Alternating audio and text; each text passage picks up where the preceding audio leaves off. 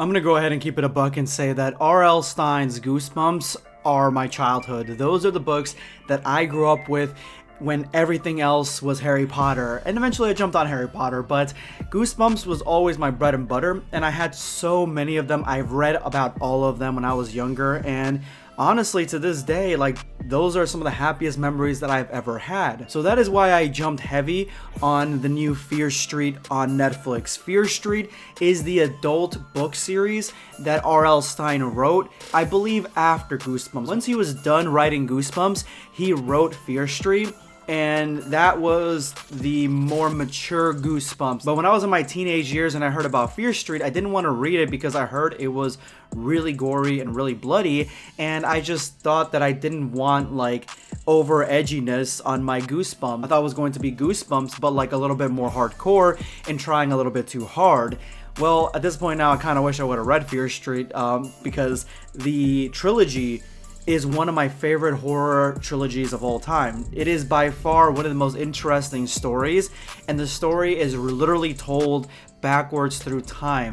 It is a lot of fun. It is a lot of fun.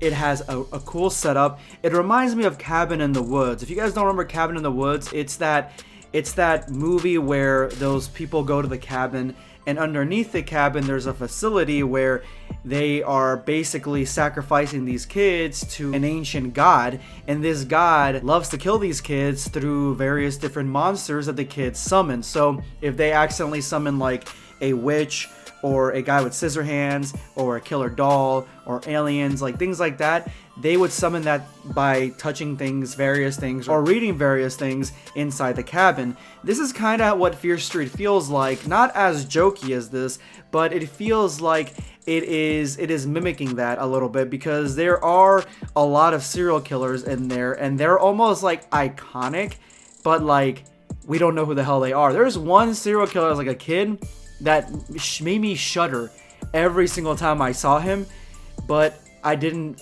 see him do anything. He didn't do anything. He just walked around with a bat. That's basically all he did, but he was by far one of the best killers, or my favorite killers, at least in design.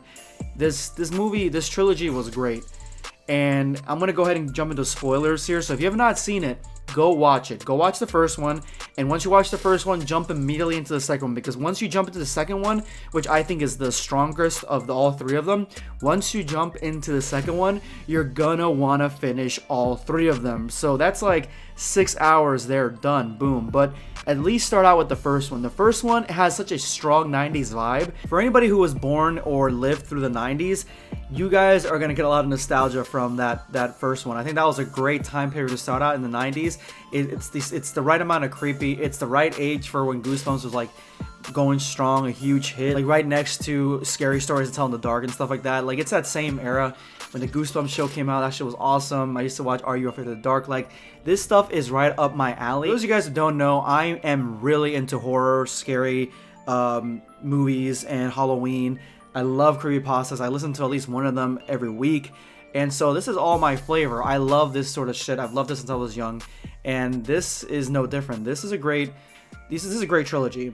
The first one, I felt like it came out of the gate swinging. That was the one that really had to hook you in, and within the first few minutes, it did hook you in. The story hooks you in. The action, there's like non-stop action, non-stop killing throughout the whole movie, and the only thing that suffers is the characters. You don't really get to know them that well. Like, they're not really like as fleshed out as you'd want them to be. Like, you're not really like resonating with them as much because there's not much screen time with them just to hang out.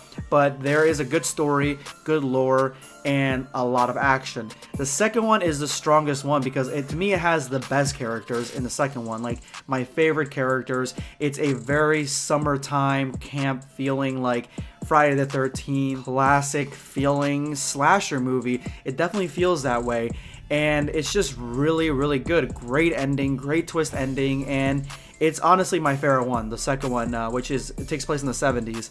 That one's the best one in my opinion. But the ending with the major twist that happens at the end, and the climax, and living through the 1600s, and it just like the story in the 1600s is so strong because it feels so realistic, like something that would happen back then, and it's just great, man. Like, I can't gush over it enough. This was a banger to watch. I highly recommend it.